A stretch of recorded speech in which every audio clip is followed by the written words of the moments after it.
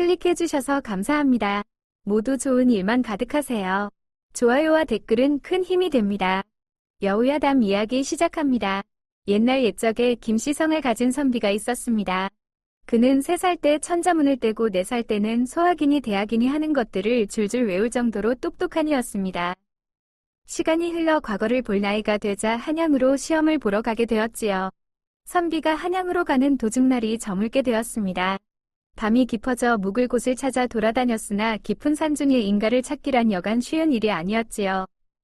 그런데 그때 저 멀리서 불빛이 새어나오는 초갓집 한 채를 발견하였습니다. 이에 그는 초갓집으로 발걸음을 옮겼습니다. 주인장 계십니까? 그러자 소복을 입은 아름다운 여인이 문을 열고 나왔습니다. 누구십니까? 저는 과거를 보기 위해 한양으로 떠나는 김아무개라고 합니다. 날이 저물어 이리저리 떠돌던 중인데 염치불구하고 하룻밤 신세를 져도 되겠습니까? 그러자 여인은 곤란하다는 표정을 짓더니 이내 말을 이었습니다. 사정이 딱하긴 하나 방이라곤 제 방 하나뿐입니다.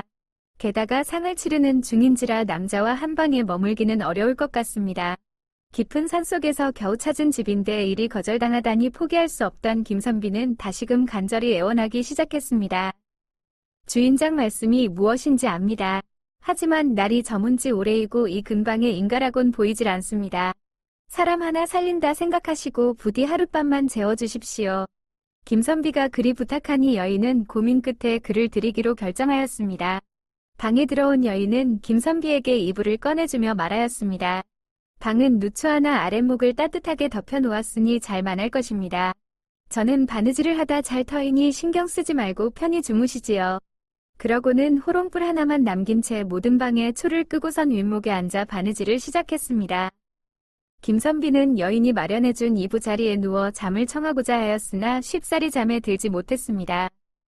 감겨진 눈 너머로 하늘거리는 호롱불과 여인의 숨소리가 들려 그의 마음이 손 방망이질을 치기 시작했기 때문이지요. 그는 그런 자신을 달래며 참고 참았지만 그의 노력을 비웃기라도 하듯 여인의 숨소리는 더욱 크게 들리며 자신을 괴롭히니 그의 몸은 뜨거워지기 시작했습니다.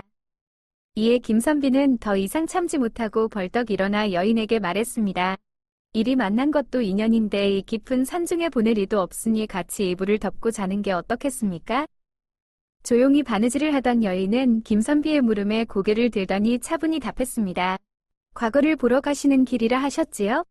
갑자기 애먼 질문을 하는 여인의 모습에 김선비는 잠시 당황하였지만 이내 대답했습니다. 그렇습니다. 그렇다면 시를 짓는 능력도 뛰어나실 듯합니다. 맞으시지요? 시 짓는 것 정도야 어디서도 부족하단 소리는 듣지 못하였지요. 김선비가 너스레를 떨며 답하자 여인이 말했습니다. 제가 과부라 한들 아무 남자와 동침을 할 수는 없습니다. 그러니 제 마음을 열 수 있는 시 하나를 지어주시지요. 제가 포문을 열 테니 이에 맞는 대구를 채워주신다면 선비님과 하룻밤을 보내겠습니다. 여인의 말에 김선비는 신이나 답했습니다. 좋습니다. 오늘 떼주시지요. 그러자 여인이 시를 지었지요. 인연 결어차야. 그대와 내가 오늘 밤에 인연을 맺으면. 예를 들은 김선비는 거침없이 시를 지어 나가기 시작했습니다. 하지만 여인은 선비가 지어낸 시를 듣곤 고개를 저으며 말했습니다. 그것은 대구가 안 됩니다. 여인의 말에 김선비는 또 다른 시를 지어냈지만 그때마다 그녀는 고개를 저을 뿐이었습니다. 한참 시간이 흘러 어느덧 해가 슬며시 고개를 비추기 시작했습니다. 그동안 김선비는 수십 가지 시를 지었지만 여인은 모두 어울리지 않는다며 고개를 저었지요. 글 꽤나 읽는다는 김선비인데 여인의 마음에 드는 시 하나를 짓지 못하니 그는 민망해졌습니다. 내 아무래도 적합한 대구를 짓지 못할 듯하니 여기까지 하겠어. 김선비는 부끄러운 마음에 여인에게 퉁명스레 말하며 이곳을 빨리 떠나고자 하였습니다. 그렇게 김선비가 짐을 싸고 나갈 채비를 하니 여인은 아침밥을 먹고 가라며 상을 차려내왔지요. 그는 모든 것을 내려놓은 채 여인이 준 상을 먹으며 물었습니다. 이제 다 끝났으니 물어봅시다. 제가 채우지 못한 대구가 도대체 무엇입니까? 그러자 여인이 대답하였습니다. 인연 결어차야. 그대와 내가 오늘 밤에 인연을 맺으면 고부 고거 황천이라. 죽은 남편이 황천에서 울겠네. 여인의 말에 김선비는 온몸이 붉게 달아오르는 듯하였습니다. 자신이 상중인 여인을 탐하려 했던 것이 부끄러워졌기 때문이지요. 제가 부끄럽게도 큰 실수를 할 뻔하였으나 현명히 대처하신 덕에 저 또한 실수 없이 길을 떠나게 되었습니다. 일이 큰 지혜를 지니고 계시니 앞으로 어떤 어려움이 있더라도 현명히 해결해 나가실 듯합니다. 부디 앞길에 무리 없이 행복하시기만을 바라겠습니다. 그렇게 김선비는 여인의 지혜에 감탄하며 길을 나섰습니다. 김선비는 한양으로 향하는 길 내내 제 자신을 돌아보았습니다. 내가 과거를 본다 한들 산속과부보다 못한 실력으로 과연 좋은 결과를 낼 수 있을 것인가? 만일 과거에 합격한다 하더라도 나라를 위해 좋은 제목이 될 수 있을 것인가? 일평생 자신이 제일 잘난 줄 알고 살았건만 세상에 나와 보니 일개 과부만도 못한 자신을 보며 그는 큰 고민이 생긴 것이지요. 그렇게 고민하며 걷다 보니 어느새 한양에 다다랐고 그는 제 마음을 털어놓기 위해 오랜 벗을 만나러 발걸음을 옮겼습니다. 여보게 안에 있는가? 친구의 집에 도착한 김선비는 문을 두들기며 말했습니다. 그러자 얼마 후 웬 어여쁜 어린 여인이 나와 물었지요. 박선비님을 찾아오셨습니까? 예, 그렇습니다. 그렇다면 안으로 드시지요. 친구는 나오질 않고 처음 보는 여인이 나와 자신을 안내하니 김선비는 당황했지만 이내 여인을 따라 안으로 들어갔습니다. 안내를 따라 방에 들어가니 여인이 말을 꺼냈습니다. 제 서방님의 손님이신 모양이군요.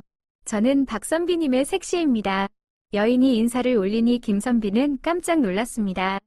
혼례를 올린다는 소식조차 듣지 못하였건만 이리 어리고 예쁜 색시를 맞이하였다니 그는 친구를 축하하는 마음과 동시에 부러운 마음이 들었지요. 이제서야 인사를 올리게 되어 죄송합니다. 저는 어려서부터 박선비와 동고동락하며 지낸 김선비라 합니다. 김선비는 여인에게 인사를 하며 제 친구의 행방에 대해 물었습니다. 그런데 박선비는 어디로 간 것입니까? 그러자 여인은 눈물을 글썽이며 말했지요. 안타깝게도 서방님은 혼례를 올린 지 얼마 되지 않아 세상을 떠나셨습니다. 혼례를 올린 것도 놀랄 일인데 세상을 떠났다니 김선비는 너무나도 놀랐습니다. 여인에게 자초지종을 물어볼까 싶었지만 금방이라도 눈물을 흘릴 것 같은 그녀의 얼굴을 보고선 마음을 접었지요. 이에 그는 그녀를 위로하고선 집을 나서고자 하였습니다. 거 참 좋은 사람이었거늘. 난 사람은 몰라도 산 사람은 고생하는 법인데 참으로 고생 많으셨겠습니다. 마음을 잘 추스르시고 언젠가는 또 뵐 날이 있겠지요. 저는 이만 가보겠습니다. 그렇게 김선비가 돌아서려는데 여인이 그를 붙잡으며 말했습니다. 서방님의 손님을 대접도 못하고 떠나 보내니 마음이 불편합니다. 곧 있으면 해가 질 터인데 오늘 밤은 저희 집에서 묵고 가는 것이 어떻겠습니까?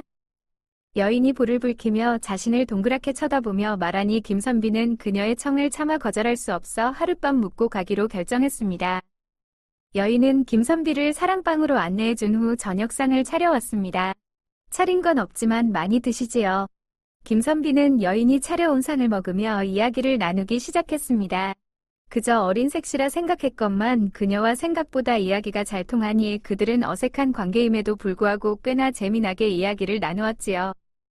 그리 이야기를 나누다 보니 어느덧 밤이 기울었고 잠자리에 들 시간이 찾아왔습니다. 내일 갈 길도 멀고 하니 이제 잠에 들어야 할 듯합니다.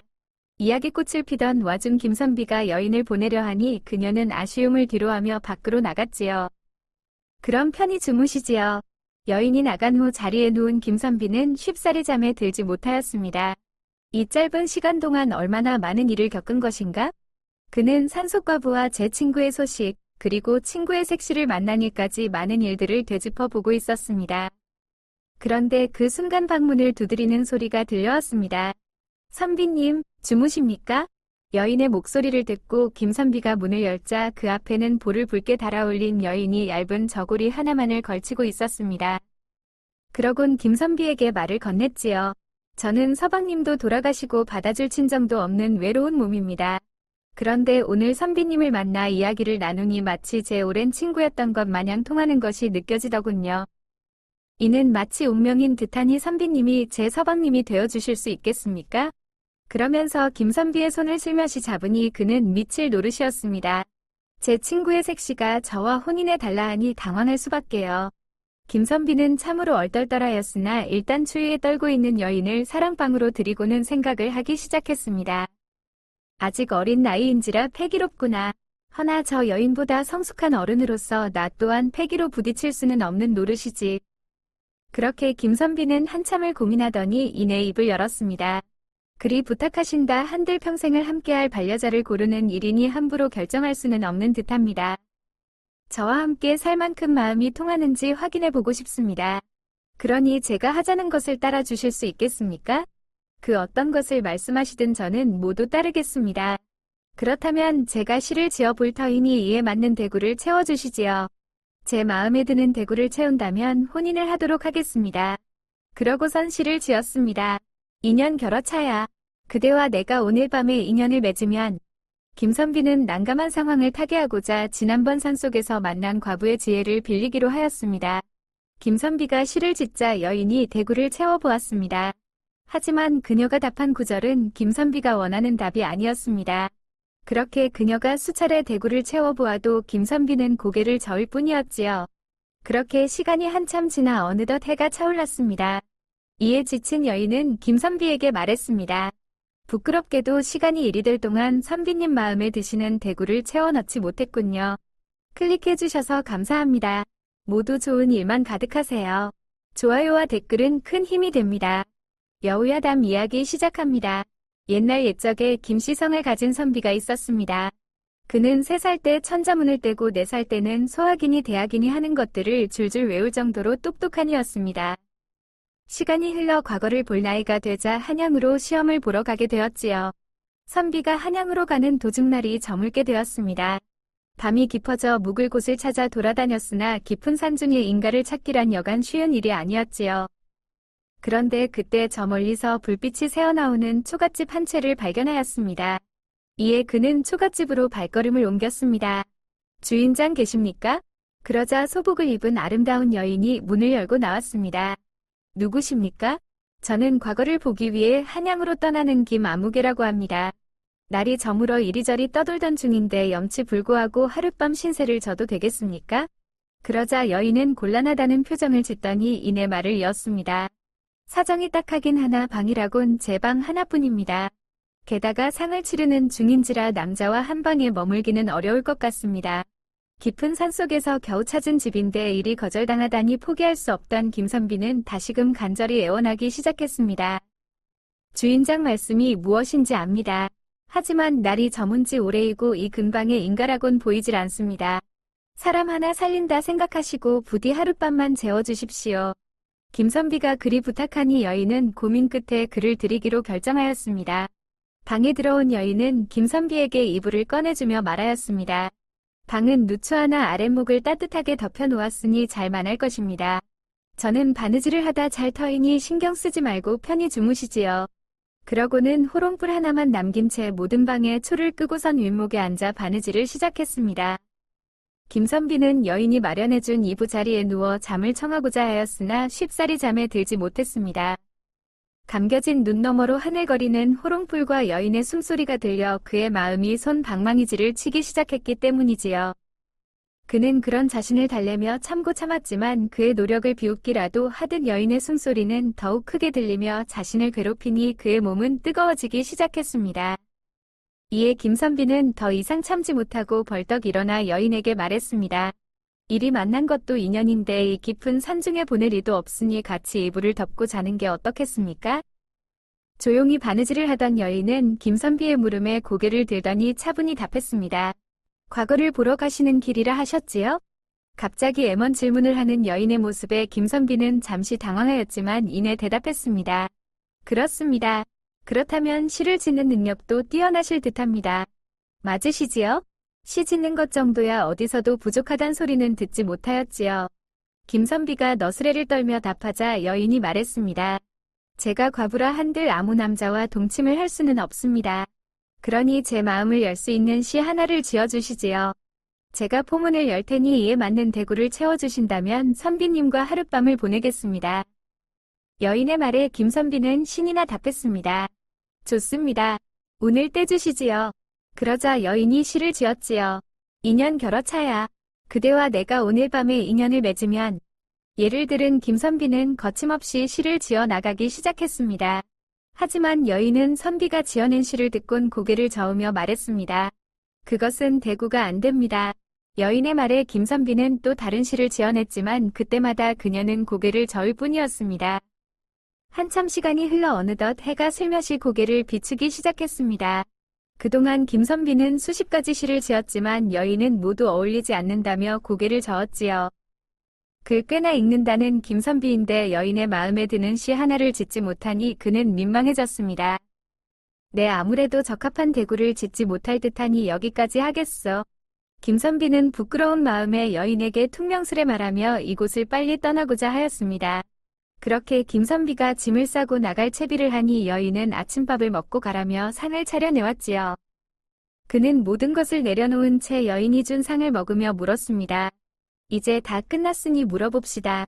제가 채우지 못한 대구가 도대체 무엇입니까? 그러자 여인이 대답하였습니다. 인연 결어차야. 그대와 내가 오늘 밤에 인연을 맺으면 고부고거 황천이라. 죽은 남편이 황천에서 울겠네. 여인의 말에 김선비는 온몸이 붉게 달아오르는 듯하였습니다. 자신이 상중인 여인을 탐하려 했던 것이 부끄러워졌기 때문이지요. 제가 부끄럽게도 큰 실수를 할 뻔하였으나 현명히 대처하신 덕에 저 또한 실수 없이 길을 떠나게 되었습니다. 이리 큰 지혜를 지니고 계시니 앞으로 어떤 어려움이 있더라도 현명히 해결해 나가실 듯합니다. 부디 앞길에 무리 없이 행복하시기만을 바라겠습니다. 그렇게 김선비는 여인의 지혜에 감탄하며 길을 나섰습니다. 김선비는 한양으로 향하는 길 내내 제 자신을 돌아보았습니다. 내가 과거를 본다 한들 산속과부보다 못한 실력으로 과연 좋은 결과를 낼 수 있을 것인가? 만일 과거에 합격한다 하더라도 나라를 위해 좋은 제목이 될 수 있을 것인가? 일평생 자신이 제일 잘난 줄 알고 살았건만 세상에 나와 보니 일개 과부만도 못한 자신을 보며 그는 큰 고민이 생긴 것이지요. 그렇게 고민하며 걷다 보니 어느새 한양에 다다랐고 그는 제 마음을 털어놓기 위해 오랜 벗을 만나러 발걸음을 옮겼습니다. 여보게 안에 있는가? 친구의 집에 도착한 김선비는 문을 두들기며 말했습니다. 그러자 얼마 후 웬 어여쁜 어린 여인이 나와 물었지요. 박선비님을 찾아오셨습니까? 예, 그렇습니다. 그렇다면 안으로 드시지요. 친구는 나오질 않고 처음 보는 여인이 나와 자신을 안내하니 김선비는 당황했지만 이내 여인을 따라 안으로 들어갔습니다. 안내를 따라 방에 들어가니 여인이 말을 꺼냈습니다. 제 서방님의 손님이신 모양이군요. 저는 박선비님의 색시입니다. 여인이 인사를 올리니 김선비는 깜짝 놀랐습니다. 혼례를 올린다는 소식조차 듣지 못하였건만 이리 어리고 예쁜 색시를 맞이하였다니 그는 친구를 축하하는 마음과 동시에 부러운 마음이 들었지요. 이제서야 인사를 올리게 되어 죄송합니다. 저는 어려서부터 박선비와 동고동락하며 지낸 김선비라 합니다. 김선비는 여인에게 인사를 하며 제 친구의 행방에 대해 물었습니다. 그런데 박선비는 어디로 간 것입니까? 그러자 여인은 눈물을 글썽이며 말했지요. 안타깝게도 서방님은 혼례를 올린 지 얼마 되지 않아 세상을 떠나셨습니다. 혼례를 올린 것도 놀랄 일인데 세상을 떠났다니 김선비는 너무나도 놀랐습니다. 여인에게 자초지종을 물어볼까 싶었지만 금방이라도 눈물을 흘릴 것 같은 그녀의 얼굴을 보고선 마음을 접었지요. 이에 그는 그녀를 위로하고선 집을 나서고자 하였습니다. 거 참 좋은 사람이었거늘. 난 사람은 몰라도 산 사람은 고생하는 법인데 참으로 고생 많으셨겠습니다. 마음을 잘 추스르시고 언젠가는 또 뵐 날이 있겠지요. 저는 이만 가보겠습니다. 그렇게 김선비가 돌아서려는데 여인이 그를 붙잡으며 말했습니다. 서방님의 손님을 대접도 못하고 떠나 보내니 마음이 불편합니다. 곧 있으면 해가 질 터인데 오늘 밤은 저희 집에서 묵고 가는 것이 어떻겠습니까? 여인이 볼을 붉히며 자신을 동그랗게 쳐다보며 말하니 김선비는 그녀의 청을 차마 거절할 수 없어 하룻밤 묵고 가기로 결정했습니다. 여인은 김선비를 사랑방으로 안내해준 후 저녁상을 차려왔습니다. 차린 건 없지만 많이 드시지요. 김선비는 여인이 차려온 상을 먹으며 이야기를 나누기 시작했습니다. 그저 어린 색시라 생각했건만 그녀와 생각보다 이야기가 잘 통하니 그들은 어색한 관계임에도 불구하고 꽤나 재미나게 이야기를 나누었지요. 그리 이야기를 나누다 보니 어느덧 밤이 기울었고 잠자리에 들 시간이 찾아왔습니다. 내일 갈 길도 멀고 하니 이제 잠에 들어야 할 듯합니다. 이야기꽃을 피던 와중 김선비가 여인을 보내려 하니 그녀는 아쉬움을 뒤로하며 밖으로 나갔지요. 그럼 편히 주무시지요. 여인이 나간 후 자리에 누운 김선비는 쉽사리 잠에 들지 못하였습니다. 이 짧은 시간 동안 얼마나 많은 일을 겪은 것인가? 그는 산속과부와 제 친구의 소식, 그리고 친구의 색시를 만난 일까지 많은 일들을 되짚어 보고 있었습니다. 그런데 그 순간 방문을 두드리는 소리가 들려왔습니다. 선비님, 주무십니까? 여인의 목소리를 듣고 김선비가 문을 열자 그 앞에는 볼을 붉게 달아올린 여인이 얇은 저고리 하나만을 걸치고 있었습니다. 그러곤 김선비에게 말을 건넸지요. 저는 서방님도 돌아가시고 받아줄 친정도 없는 외로운 몸입니다. 그런데 오늘 선비님을 만나 이야기를 나누니 마치 제 오랜 친구였던 것 마냥 통하는 것이 느껴지더군요. 이는 마치 운명인 듯하니 선비님이 제 서방님이 되어주실 수 있겠습니까? 그러면서 김선비의 손을 슬며시 잡으니 그는 미칠 노릇이었습니다. 제 친구의 색시가 저와 혼인해 달라 하니 당황할 수밖에요. 김선비는 참으로 얼떨떨하였으나 일단 추위에 떨고 있는 여인을 사랑방으로 들이고는 생각을 하기 시작했습니다. 아직 어린 나이인지라 패기롭구나. 허나 저 여인보다 성숙한 어른으로서 나 또한 패기로 부딪힐 수는 없는 노릇이지. 그렇게 김선비는 한참을 고민하더니 이내 입을 열었습니다. 그리 부탁하신다 한들 평생을 함께할 반려자를 고르는 일이니 함부로 결정할 수는 없는 듯합니다. 저와 함께 살 만큼 마음이 통하는지 확인해 보고 싶습니다. 그러니 제가 하자는 것을 따라 주실 수 있겠습니까? 그 어떤 것을 말씀하시든 저는 모두 따르겠습니다. 그렇다면 제가 시를 지어 볼 터이니 이에 맞는 대구를 채워주시지요. 제 마음에 드는 대구를 채운다면 혼인을 하도록 하겠습니다. 그러고선 시를 지었습니다. 인연 결어차야. 그대와 내가 오늘 밤에 인연을 맺으면. 김선비는 난감한 상황을 타개하고자 지난번 산속에서 만난 과부의 지혜를 빌리기로 하였습니다. 김선비가 시를 짓자 여인이 대구를 채워보았습니다. 하지만 그녀가 답한 구절은 김선비가 원하는 답이 아니었습니다. 그렇게 그녀가 수차례 대구를 채워보아도 김선비는 고개를 저을 뿐이었지요. 그렇게 시간이 한참 지나 어느덧 해가 차올랐습니다. 이에 지친 여인은 김선비에게 말했습니다. 부끄럽게도 시간이 이리 될 동안 선비님 마음에 드시는 대구를 채워 넣지 못했군요. 클릭해주셔서 감사합니다. 모두 좋은 일만 가득하세요. 좋아요와 댓글은 큰 힘이 됩니다. 여우야담 이야기 시작합니다. 옛날 옛적에 김시성을 가진 선비가 있었습니다.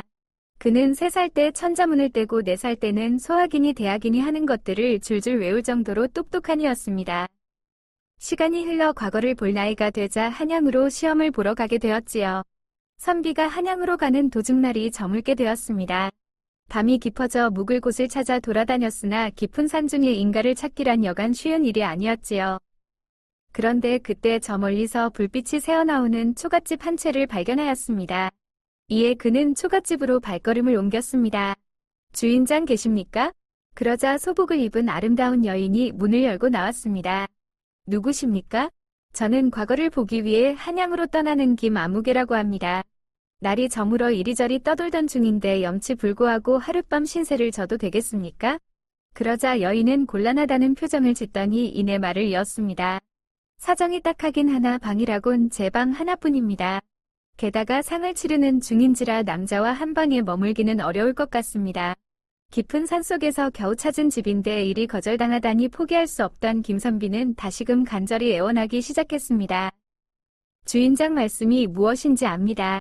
하지만 날이 저문 지 오래이고 이 근방에 인가라곤 보이질 않습니다. 사람 하나 살린다 생각하시고 부디 하룻밤만 재워주십시오. 김선비가 그리 부탁하니 여인은 고민 끝에 그를 드리기로 결정하였습니다. 방에 들어온 여인은 김선비에게 이불을 꺼내주며 말하였습니다. 방은 누추 하나 아랫목을 따뜻하게 덮여놓았으니 잘만할 것입니다. 저는 바느질을 하다 잘 터이니 신경 쓰지 말고 편히 주무시지요.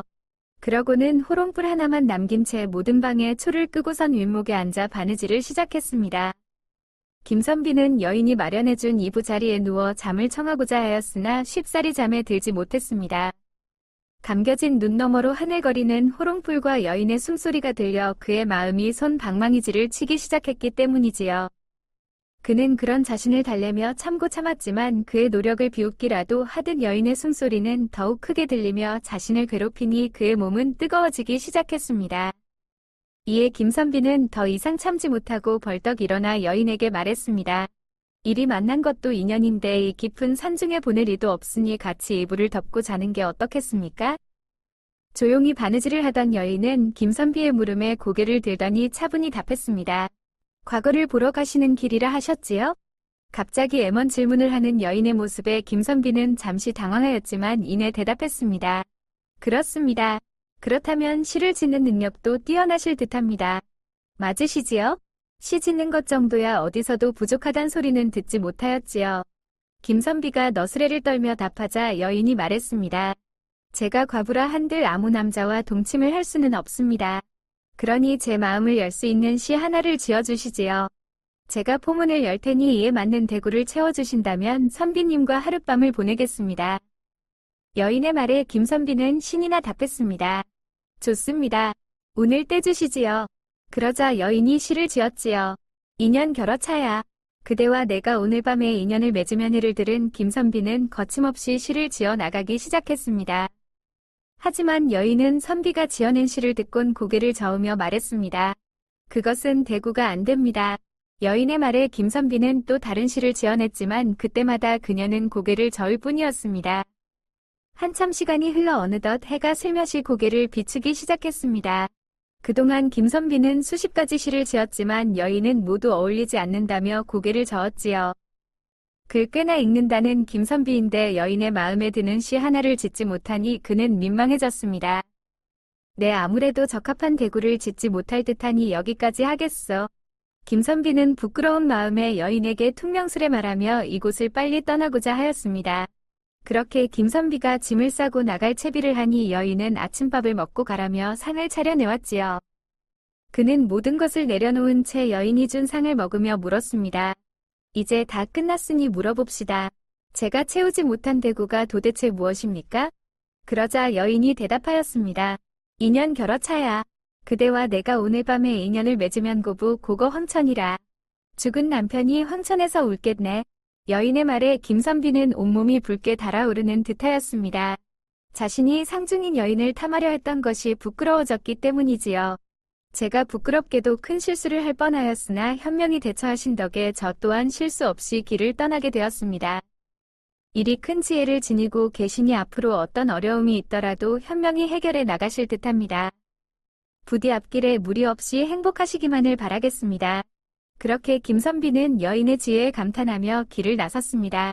김선비는 한양으로 향하는 길 내내 제 자신을 돌아보았습니다.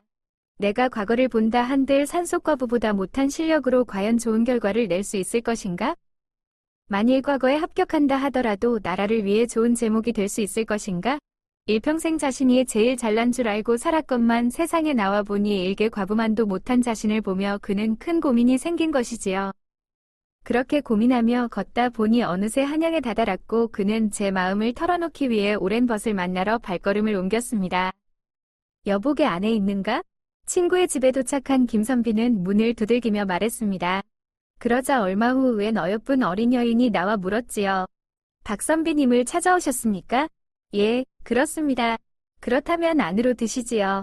친구는 나오질 않고 처음 보는 여인이 나와 자신을 안내하니 김선비는 당황했지만 이내 여인을 따라 안으로 들어갔습니다. 안내를 따라 방에 들어가니 여인이 말을 꺼냈습니다.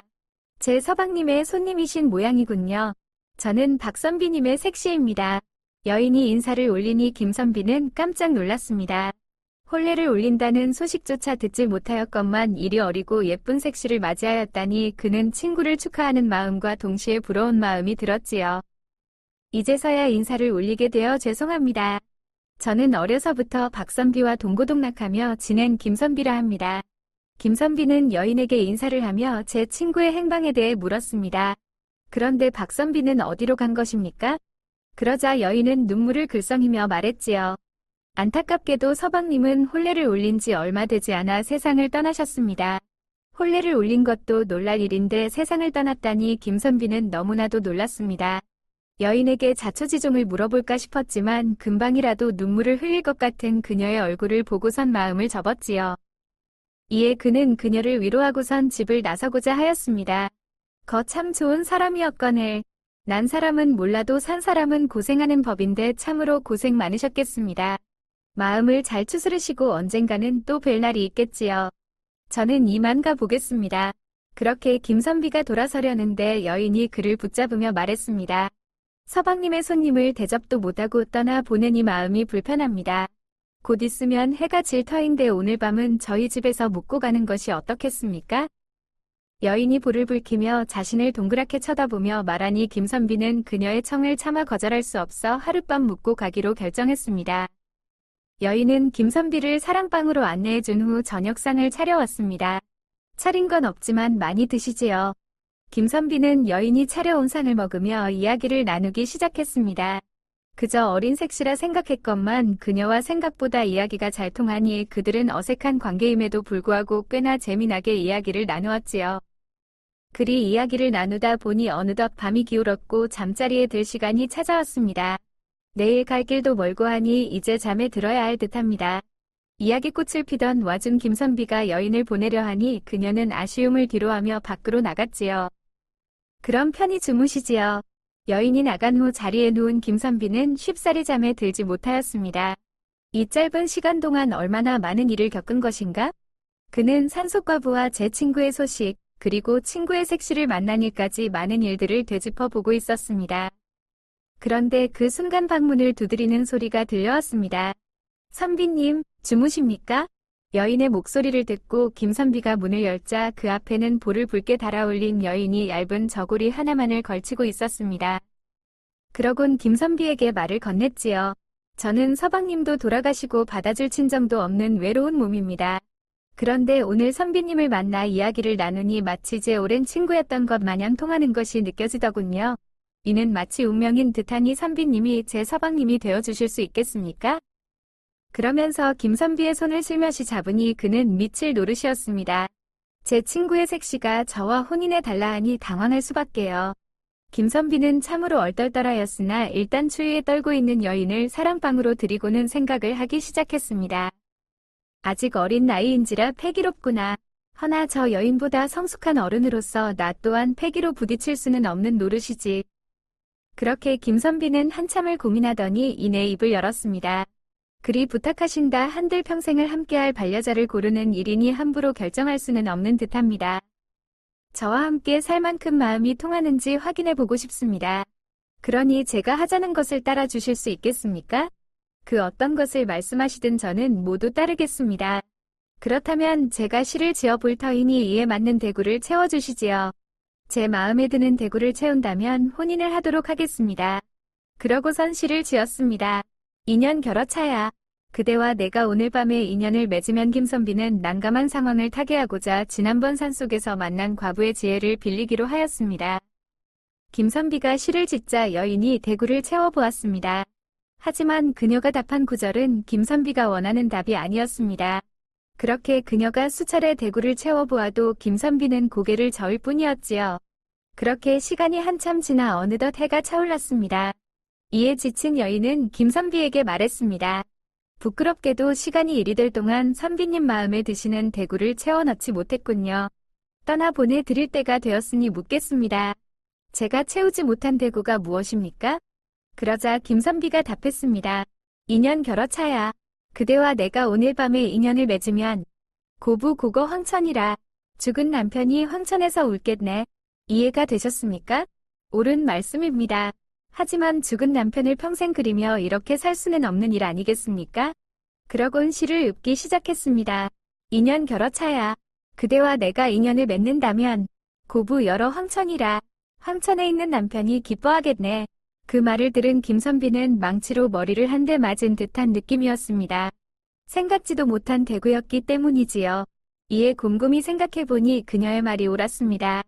그녀의 상황은 어제 만난 과부와는 전혀 달랐던 것이었습니다. 어제 만난 과부는 자신이 남편 상중에 찾아가 하룻밤 묵게 해달라 떼를 쓴 것도 모자라 천지분간도 못하고 추파를 던져 대니 그리 말한 것이었고, 반면 이 여인은 불행한 일로 며칠 남편을 보지도 못했던 데다 이미 한참 전에 남편과 사별했던 여인이었지요. 그런데 고작 한마디 주어들은 말로 며칠 남편을 보지도 못한 젊은 여인에게 평생을 수절하라 강요한 격이었으니 김선비는 자신의 어리석음에 부끄러워 몸둘 바를 몰라 했습니다. 그 여인의 말도 맞고 이 여인의 말도 맞구나. 나는 고작 한 가지 가르침을 얻고 오만하게도 누구를 가르치려 들었구나. 내가 이 여인과 인연을 맺는다면 친구도 홀로 남겨진 아내 걱정을 덜어놓고 편히 눈을 감을 수 있지 않겠는가? 그렇게 현명한 여인들의 지혜에 스스로를 반성한 그는 여인의 손을 잡고는 말했습니다. 덕분에 진정한 가르침을 얻었습니다. 정말 고맙습니다. 우리가 오늘 밤에 인연을 맺는다면 참으로 좋겠군요. 선비는 그렇게 여인과 혼약을 맺었습니다. 두 여인 덕에 한층 현명해진 그는 과거 시험을 보고 당당하게 합격하여 여인에게로 돌아왔지요. 두 사람은 서로를 아끼고 보듬어주며 행복하게 살았고 현명한 아내의 내조로 선비는 나라의 이로운 인재가 되어 살아갔다고 합니다. 이 이야기는 강원도 영월에 전해지는 이야기입니다. 흔히 인생이란 해답을 찾아가는 여행이라고 하지요. 하지만 이 여행 중엔 없는 것이 있는데 그것은 바로 정답이라고 합니다. 사람에 따라 상황에 따라 정답은 시시각각 바뀌기 때문이지요. 사람들은 저마다의 처해진 상황이 다릅니다. 그래서 한 가지 잣대로 남을 재단하려 한다면 남을 이해할 수 없는 것이지요. 선비가 깨달은 바처럼 우리가 조금만 상대의 시선을 이해하려 한다면 인생이라는 여행을 조금 더 유연하고 부드럽게 나아갈 수 있지 않을까요? 구독과 좋아요, 알림 설정 부탁드립니다. 다음 동영상과 추천 동영상에도 재미있는 이야기가 있으니 다른 영상도 재미있게 봐주세요. 감사합니다. 클릭해주셔서 감사합니다. 모두 좋은 일만 가득하세요. 좋아요와 댓글은 큰 힘이 됩니다. 여우 야담 이야기 시작합니다. 옛날 예적 한양으로 향하는 고갯길 덩치 큰 산에 한 명이 길을 걸어가고 있었습니다. 그의 이름은 최달령. 시골 마을을 제패한 최고 건달이었던 그는 이번엔 한양까지 한번 제패해 보고자 먼 길을 떠나고 있었지요. 그렇게 한참을 걸어가던 중 그는 길 앞에서 한 청년이 노인과 함께 걸어가고 있는 것을 보았습니다. 그런데 자세히 보니 그들의 모습은 무언가 이상했지요. 야, 이놈아, 왜 그러느냐? 무슨 미련이 많아서 아직까지 살아있느냐? 그만큼 살았으면 충분히 오래 살았다. 이제 그만 죽어라. 새파랗게 젊은 청년은 머리가 하얗게 센 노인에게 욕지거리를 하고 있었습니다. 이에 깜짝 놀란 달룡이가 황급히 그들을 쫓아가 보았지만 청년은 이미 갈림길을 돌아 사라져버린 뒤였지요. 어르신, 저 어린 놈의 자식이 어르신께 욕지거리를 하던데 어찌 참고만 계셨답니까? 제가 쫓아가서 혼쭐을 좀 내드릴까요? 그러자 노인은 껄껄 웃어 젖히더니 달룡이를 후르며 말했습니다. 허허, 자네는 그 자의 상대가 되지 않아. 어르신, 이래 봬도 제가 밑에 동네에선 주먹 꽤나 쓰는 놈으로 이름 좀 날렸습니다. 그깟 비실비실한 놈 따위 한 주먹거리도 안 되니 걱정하지 마시지요. 그러곤 청년을 따라가려는데 노인이 달룡이를 붙잡으며 말했지요. 이보게, 고작 인간이 어찌 그를 이길 수 있겠는가? 예? 그게 무슨 말씀이십니까? 허허, 이 사람아. 그 자는 사람이 아니네. 저 멀리 함경도 삼수군 동원 서쪽 기둥에 사는 천년 묵은 지네지. 노인의 말에 달룡이는 깜짝 놀랐습니다. 그런데 그것도 잠시 그는 삼수군이라는 얘기에 귀가 번뜩였지요. 자, 잠깐. 방금 함경도 삼수군이라 하셨습니까? 원님이 부임하기만 하면 하룻밤만에 죽어버린다는 곳 아닙니까? 허허, 맞네. 그것도 모두 저 천년 묵은 지네의 짓이지. 예? 허허. 그러니 자네가 아무리 힘이 세다 한들 어찌 주먹으로 이길 수 있겠는가? 그렇다면 그놈을 막을 방법은 없답니까? 방법이 하나 있긴 하지. 동원 서쪽 기둥에서 지네가 나올 때 그때 칼로 찌르는 것이네. 그런 요괴가 칼로 찌른다고 된답니까? 어두운 곳에 숨어있다 나온 놈은 잠깐 동안 눈이 부셔 앞이 보이지 않을 걸세. 그러니 반드시 그 짧은 찰나 안에 찔러 죽여야만 하지. 혹 그러지 못하면 어찌 된답니까? 노인이 답이 없자 옆을 돌아보았더니 신기하게도 노인은 흔적도 없이 사라져 있었지요. 달룡이는 한양에 가는 내내 노인에게 들은 기이한 이야기를 곱씹었습니다. 삼수군 동원에서는 지내라. 그러다 마침내 한양에 도착한 그는 무언가 결심하고선 냅다 궁궐을 향해 뛰어가기 시작했지요. 잠시 후 궁궐 앞에 도착한 달룡이는 소란을 피워댔습니다. 전하를 뵙게 해주시오. 그러자 병졸들이 달려들어 그를 포박했지요. 아니, 이런 미친놈을 봤나?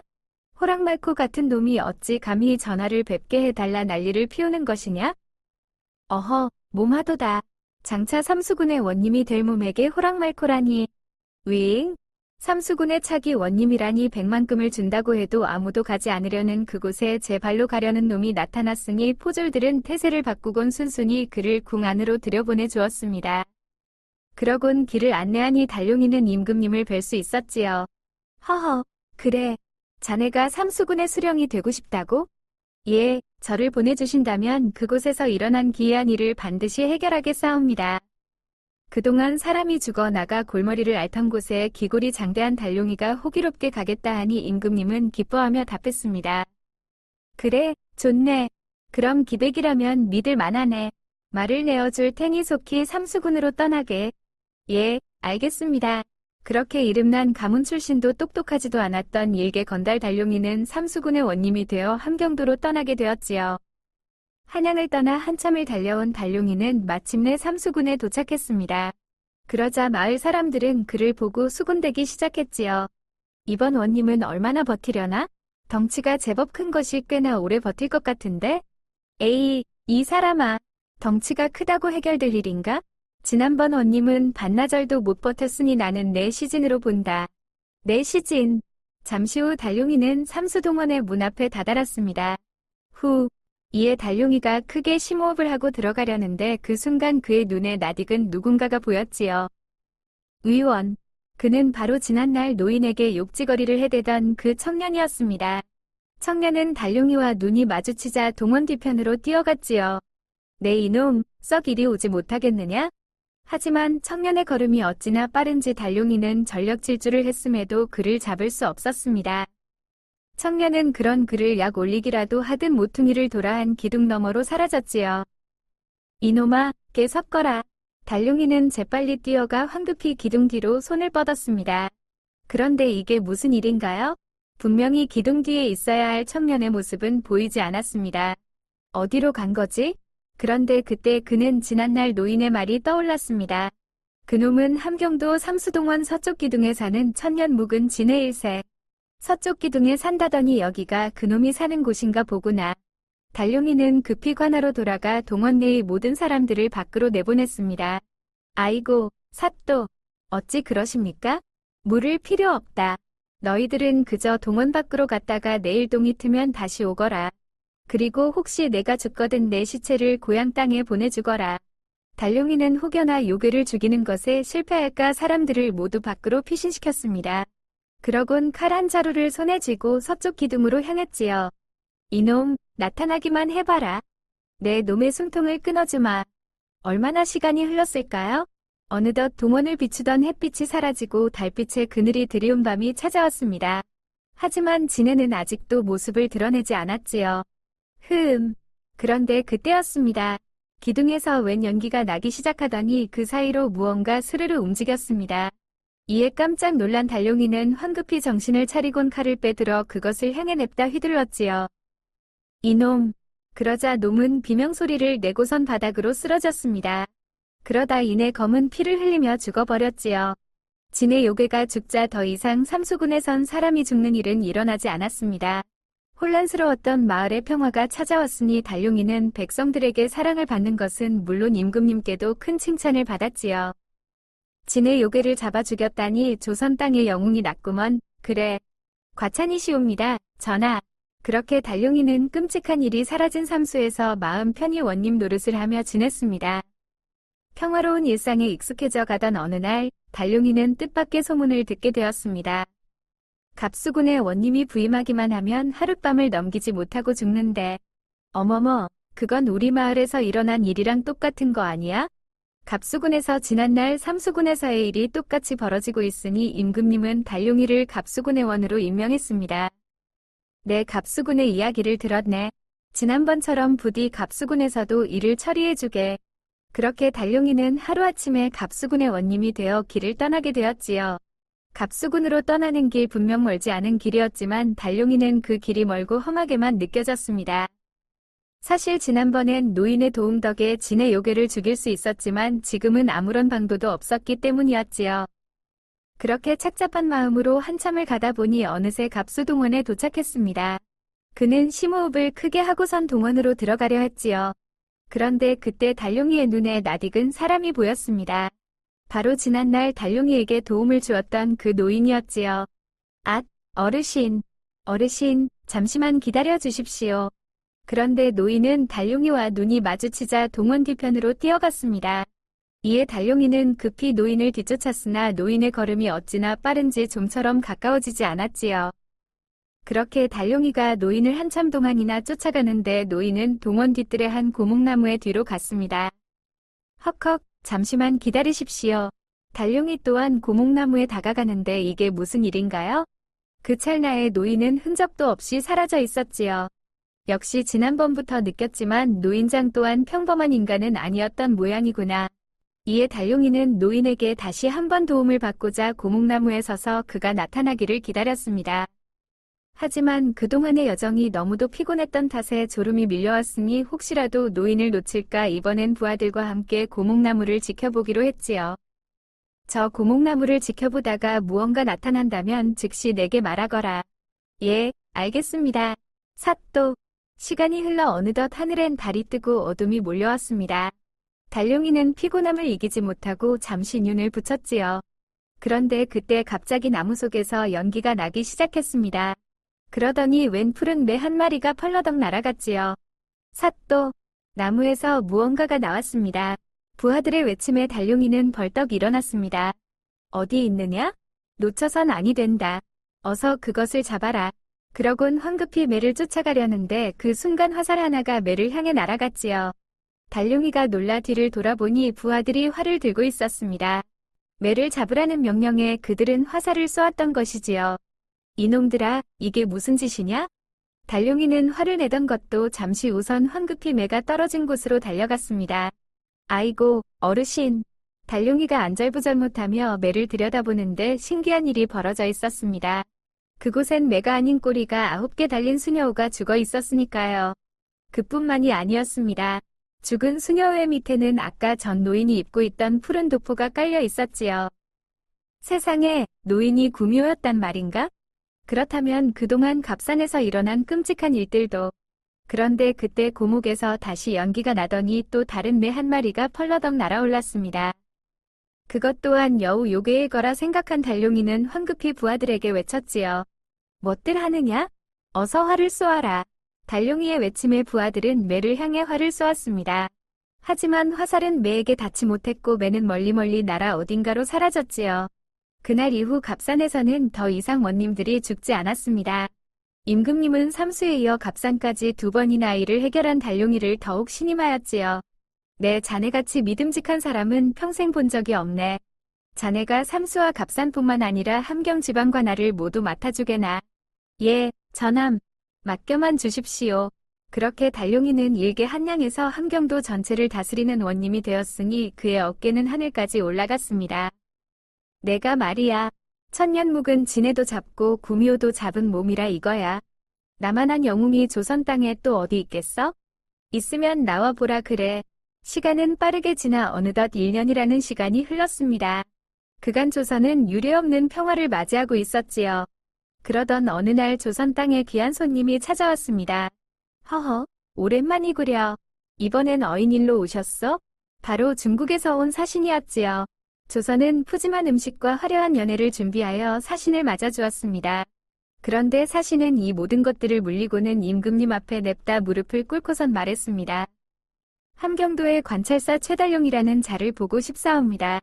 그렇게 사신의 청으로 달룡이는 임금님의 앞에 섰습니다. 어인일로 절 부르셨나이까? 그런데 그때 사신이 돌연 그의 앞에 넙죽 엎드리며 말했습니다. 조선의 영웅이시여, 저희를 좀 도와주시옵소서. 예? 그게 무슨 말씀이십니까? 영웅께서 흉악한 요괴를 2마리나 물리쳤다 들었사옵니다. 저희 천자께서 새로 들이신 후궁마마가 요괴에게 홀려 고통받고 계십니다. 부디 저희 마마를 구해주시옵소서. 요괴를 물리친 달룡이의 이야기가 어느덧 이웃나라에까지 퍼졌으니 중국의 황제는 달룡이를 직접 제 나라로 부른 것이었지요. 이에 달룡이가 놀라 어쩔 줄 몰라 하는데 임금님이 입을 열었습니다. 허허, 조선의 요괴들이 씨가 말랐다는 소문이 그곳까지 퍼졌구려. 이자의 실력은 내가 보증하겠소. 필시 큰 도움이 되게요. 경은 솜씨를 마음껏 펼쳐 조선의 이름을 널리 떨치고 오시오. 예, 알겠습니다. 달룡이는 하루아침에 중국으로 향하게 되었습니다. 사실 진해를 잡은 것도 여우를 잡은 것도 모두 달룡이의 능력으로만 해결한 일은 아니었으니 달룡이는 불안한 마음을 안고 길을 나섰지요. 큰일이구나. 내가 실패하면 이번엔 나뿐만이 아니라 나라까지 영향을 받을 터인데. 달룡이가 착잡한 마음으로 조선 땅을 떠난 지도 벌써 일주일이 지났습니다. 그렇게 어느덧 만주벌판에 다다른 그는 밤이 되어 적당한 곳에 누워 잠을 청하려 했습니다. 그런데 그때 어디선가 의문의 울음소리가 들려왔습니다. 흐흐, 이 허허벌판에 민가라곤 보이지 않는데 도대체 누가 울고 있는 것이지? 달룡이는 울음소리가 들리는 곳으로 한 발 한 발 발걸음을 옮겼습니다. 하지만 아무리 둘러보아도 사람은 보이질 않았지요. 이에 다시 돌아가려던 찰나 그는 무언가 깨달았습니다. 울음소리는 다름 아닌 땅에서부터 들려오고 있다는 사실을 말이지요. 그는 땅에다 귀를 대고 소리가 나는 쪽으로 조금씩 다가갔습니다. 그런데 그때 무언가가 그의 발에 턱하고 걸렸지요. 그것은 땅에 반쯤 묻혀있는 녹슨 자물쇠였습니다. 이게 뭐지? 보긴 뭐랍니까? 자물쇠지요. 그런데 이게 무슨 일인가요? 달룡이의 말에 돌연 자물쇠가 대답을 하는 게 아니겠어요? 부디 제 청을 들어주십시오. 본디 자물쇠란 닫히기도 하지만 열리기도 하는 법이라는데 저는 세상에 생겨나 단 한 번도 열려본 적이 없습니다.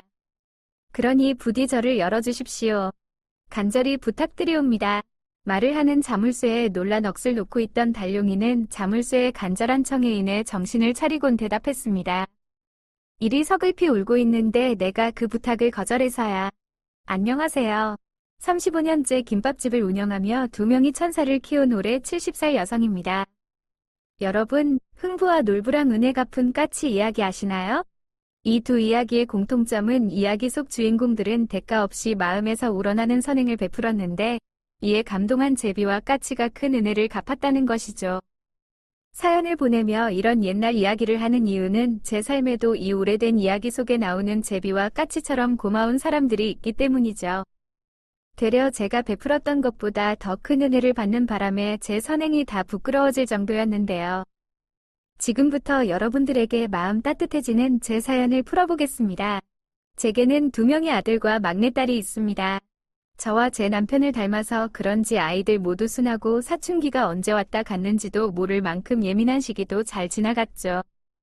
그리고 나이 차이가 얼마 안 나면 남매들끼리 자주 싸우기도 한다죠. 하지만 제 아이들은 첫째와 둘째가 3살, 둘째와 셋째가 2살 차이로 나이 차이도 얼마 안 나는데 크면서 싸움 한 번 한 적이 없을 정도로 사이가 좋았답니다. 그런데 이렇게 평화롭던 우리 집에 느닷없이 큰 불행이 하나 닥쳤습니다. 바로 첫째 아들이 10살 무렵에 백혈병 진단을 받았던 거죠. 첫째 아들이 백혈병 진단을 받았을 때 저와 남편은 집으로 들어와 얼마나 울었는지 모릅니다. 첫째 아이라 둘째, 셋째를 키우느라 관심을 많이 주지 못했는데 그 때문에 아이가 어린 나이에 이렇게 큰 병을 얻은 건가 싶어서 말이죠. 그리고 10살밖에 안 되는 작은 아이에게 너무나 큰 병을 준 하늘을 숨 쉴 때마다 원망하며 지냈던 것 같습니다. 그 당시 저는 직장 생활을 하고 있었는데 요즘 젊은 친구들처럼 휴가 개념도 없었고 육아 휴직도 쓸 수가 없었을 때였어요. 그런데 이런 환경에서 아이 3명을 키우며 직장 생활을 한다는 건 하루하루 눈칫밥을 먹는 기분이 계속 들었었죠. 게다가 첫째 아들까지 백혈병에 걸려 제 일상에 병원이란 곳이 추가되다 보니 더 이상 직장 생활을 유지하는 것은 힘이 들겠다는 생각이 들었어요. 그래서 저는 결국 오랜 시간 다녀왔던 직장을 퇴사하고 한동안 첫째 아들과 병원에서만 생활했습니다. 그 당시 점점 핏기 없이 하얘지는 첫째 아들을 보며 매일 밤을 눈물로 지새웠죠. 그리고 코앞에서 첫째 아들이 아파하는 모습을 보자니 저 스스로 극도로 예민해지더군요. 아마 아이가 아파본 경험이 있는 부모님이라면 모두 공감하실 거라 생각됩니다. 칭얼거리는 아이를 보다 보면 아이가 아픈 게 다 건강하게 나아지지 못한 엄마 잘못 같고 아이 손에 꽂혀 있는 주삿바늘을 볼 때마다 저게 차라리 내 손등에 꽂혀 있었으면 좋겠다 하는 심정이 들어 하루하루가 지옥에 사는 기분을 말이죠. 병원에 있는 매 시간 동안 제 머릿속에 온통 이런 생각들로 가득 차 있다 보니 마치 제가 죄인이 된 것 같아 늘 괴로웠습니다. 그리고 어느 날 문득 정신 차려 봤더니 저는 제 죄책감을 가족들에게 화를 내며 풀고 있더라고요. 그때 둘째와 셋째가 얼마나 서러웠을지 아직도 그때만 생각하면 이제는 다 큰 제 자식들에게도 미안한 마음이 들 정도로 말입니다. 그렇게 얼마의 시간이 흐른 뒤 하늘도 우리 가족을 응원했던 건지 정말 기적처럼 첫째 아들의 백혈병이 완치되었습니다. 그때 남편과 저, 그리고 첫째, 둘째, 셋째, 가족 모두가 얼마나 기뻐했는지 모릅니다. 그리고 이렇게 큰 시련을 겪고 일어나 보니 우리 가족은 어떤 일이든 함께 견뎌나갈 각오가 되어 있었어요. 첫째 아들의 백혈병은 우리 가족에게 많은 변화를 일으켰는데 그중 가장 눈에 띄는 건 제가 회사원에서 자영업자 사장님이 된 거랍니다. 저는 원래도 아이들을 참 좋아했는데 힘이 넘치는 학생들을 보면 혹시나 우리 아이들도 아프지 않고 더 건강히 자라진 않을까 하는 마음으로 초등학교 앞에 김밥집을 차렸습니다. 주 메뉴는 김밥이었지만 떡볶이, 튀김, 순대 등 학생들이 딱 좋아하는 음식들로 가득 찬 분식집이었죠. 일찍부터 애들 등교시키고 김밥집 여는 게 여간 어려운 일이 아니었지만 제겐 활력소가 있어서 가능했습니다. 바로 학교 끝나는 종소리가 들리자마자 여기저기서 뛰어나와 몇백 원짜리 떡볶이 한 컵을 들고 좋아하는 아이들을 볼 때였죠. 그 모습을 보고 있자면 제 하루의 피로가 다 풀리는 듯 했어요. 그렇게 한자리에서 10년 정도 김밥집을 운영하고 있었을 때 어느 날 손을 꼭 잡은 한 남매가 눈에 들어왔습니다. 처음에는 우연이겠거니 했는데 평일 내내 같은 시간에 나타나 같은 장소에서 제 가게를 빤히 쳐다보는 게 아니겠어요. 하루는 가게 마무리를 도와주려고 남편이 김밥집으로 오던 길에 남매를 발견했고 제 이야기를 기억했던 남편이 남매에게 말을 걸려고 했는데 후다닥 도망을 갔다고 하더라고요. 내게 무슨 할 말이 있는 건가 싶기도 했는데 집에서 기다리고 있을 자식들을 생각하니 조금이라도 빨리 서둘러야겠다는 생각이 들어 먼저 다가가 볼 생각은 하지 못했던 것 같네요. 그렇게 또 며칠이 흐르고 유독 비가 많이 오던 날이었습니다. 원래 그날은 학교에서 소풍을 가기로 한 날이었는데 비가 너무 심하게 와서 아침부터 취소가 됐었죠. 소풍날을 미리 알고 있었던 저는 그날 아침 많은 양의 김밥을 준비해 놨었는데 소풍 취소로 인해 김밥들이 남은 채 그대로 있었죠. 저는 그 김밥들을 보며 집에 가서 애들 주면 되겠다라고 생각했고 어차피 손님도 없는데 빨리 집에나 들어가야겠다면서 가게를 정리하려 했습니다. 그런데 그때 어김없이 같은 장소에 서 있는 남매를 발견했어요. 그런데 웬걸 오늘은 그 남매가 저희 가게로 걸어오는 게 아니겠어요? 남매가 제가 있는 가게로 한 걸음 다가올 때 저는 아이들의 모습을 보기 위해 유심히 살펴봤습니다. 그리고 아이들이 가까이 다가올수록 남매가 입고 있던 옷이 제 눈에 확 들어왔죠. 아이들을 보고 있자니 부모가 옷을 잘 안 빨아 입히는지 꾀죄죄한 옷에 머리는 대체 언제 감았고 세수는 언제 한 건지 말이 다 안 나오더라고요. 남매가 점점 다가와 제 바로 앞에 섰을 때 오빠로 보이는 아이가 제게 이런 말을 하더군요. 안녕하세요, 아주머니. 혹시 저 김밥들 남은 건가요? 오늘 학생들이 소풍 간다고 해서 잔뜩 싸놨는데 비가 많이 와서 소풍이 취소되는 바람에 그대로 남았지 뭐니. 아, 그럼 저건 더 이상 안 파시는 건가요? 그렇지. 오늘은 더 이상 손님도 없을 것 같아서 나도 일찍 정리하고 들어가려고. 그런데 무슨 일이니? 제 질문에 한참이나 아무 말 못하고 땅만 보던 남자아이가 무언가 결심한 듯 양손으로 주먹을 꽉 쥐더니 제게 말하더군요. 그럼 제게 주실 수 있나요? 처음에는 김밥을 사겠다는 건지 공짜로 달라는 건지 구분이 안 됐습니다. 보통 제게 음식을 사려는 사람은 주세요 라는 표현을 쓰는데 이 남자아이는 제게 주실 수 있나요? 라고 물으니 의아하더라고요. 그래서 저는 확실하게 물었죠. 이 김밥을 그냥 달라는 거니? 네. 혹시 남아서 버리시는 거면 제게 주셨으면 하고요. 멀쩡한 거 말고 저기 김밥 옆에 터진 것들 저런 거 주셔도 돼요. 남긴 했지만 제 아이들을 가져다 줄 거여서 잠깐 망설이던 찰나에 남매 행색이 다시 제 눈에 들어왔죠. 혹시나 이 남매가 밥을 굶은 건가 싶었고 그런 거라면 몇 개나 줘야 하지? 하는 생각에 다시 한번 남매에게 질문했어요. 너희가 먹으려고 하는 거지? 그럼 몇 줄 주면 될까? 아니에요. 저희는 괜찮아요. 저희 할머니 드리려고요. 할머니? 네. 할머니께서 약 챙겨 드시려면 뭐라도 드셔야 하는데 저랑 민주는 아직 어려서 밥을 할 줄 몰라서요. 아이고, 이런. 할머니께서 편찮으시니 너네는 뭐라도 챙겨 먹었고? 네. 지난주에 시장으로 물건 팔러 나가셨다가 다리를 다치셨는데 아직 할머니가 못 일어나고 계세요. 저희는 괜찮아요. 저희보다는 할머니가 더 배고프실 거예요. 편찮으시기 전에도 저희 먹이느라 할머니가 종종 굶으셨거든요. 그렇구나. 너희 여기 자주 왔었지? 저 앞에 서 있던 거 자주 봤던 것 같은데. 그럼 나한테 김밥 달라고 하려고 계속 서 있었던 거야? 제 물음에 남매는 갑자기 또 땅을 보며 쭈뼛거리기 시작하더군요. 딱 봐도 야윈 게 이 남매도 무엇을 제대로 먹은 지 오래돼 보이는데 할머니 식사만 챙기려는 모습이 참 기특해 보였습니다. 네, 맞아요. 혹시나 오늘처럼 버리는 김밥이 있으면 부탁드려 보려고. 그래서 기다리고 있었어요. 그런데 아주머니 음식이 맛있는지 항상 다 팔려 버리더라고요. 그런데 오늘은 많이 남았길래 용기 내서 와봤어요. 그래, 잘했구나. 내가 금방 포장해 올게. 좀만 기다리렴. 저는 말이 끝나자마자 김밥 5줄을 하나하나 낱개로 포장하기 시작했습니다. 그리고는 한 봉투에 담아 남자아이에게 건넸죠. 그런데 남자아이가 이렇게 말하더군요. 아주머니, 저는 정말로 한 줄이면 돼요. 한 줄로도 너무 감사한걸요. 이렇게 많이 가져가는 건 제가 죄송해서 안 될 것 같아요. 아니다, 얘야. 어차피 네가 오지 않았으면 팔지도 못하고 다 버렸어야 하는걸. 내가 아침부터 힘들게 싼 건데 네가 가져가서 할머니랑 동생이랑 맛있게 먹어주면 그게 이 아줌마한테는 더 좋은 거 아니겠니? 그래도 남자아이가 어물쩍거리자 옆에 있는 여자아이가 제 오빠 옆구리를 쿡 찌르며 말했습니다. 오빠, 나 배고파. 하고 말이죠. 여동생의 말에 남자아이는 그럼 2줄만 가져가겠다고 고집을 부렸는데 저는 네가 정 그렇다면 어쩔 수 없구나. 하고 나머지 3줄은 여동생의 옷주머니에 넣어줬죠. 그러자 여자아이가 세상을 다 가진 것처럼 활짝 웃는데 그 모습에 괜히 울컥하더군요. 그렇게 저는 뒤돌아서 가는 아이들의 뒷모습을 보며 내일도 또 오렴 이라고 말했고 남은 김밥 3줄을 챙겨 제 아이들에게 주기 위해 집으로 돌아갔습니다. 하지만 제가 마지막에 했던 당부와는 다르게 다음날 아이들은 나타나지 않았죠.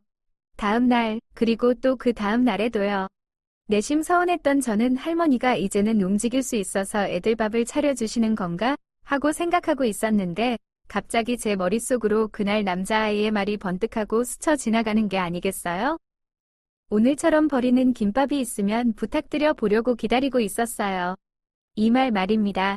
그래서 그날은 끝날 시간쯤이 다 되어갈 때쯤 김밥을 몇 줄 추가로 만든 다음 가게 떡볶이 앞쪽으로 밖에서 잘 보이는 곳에 올려놨죠.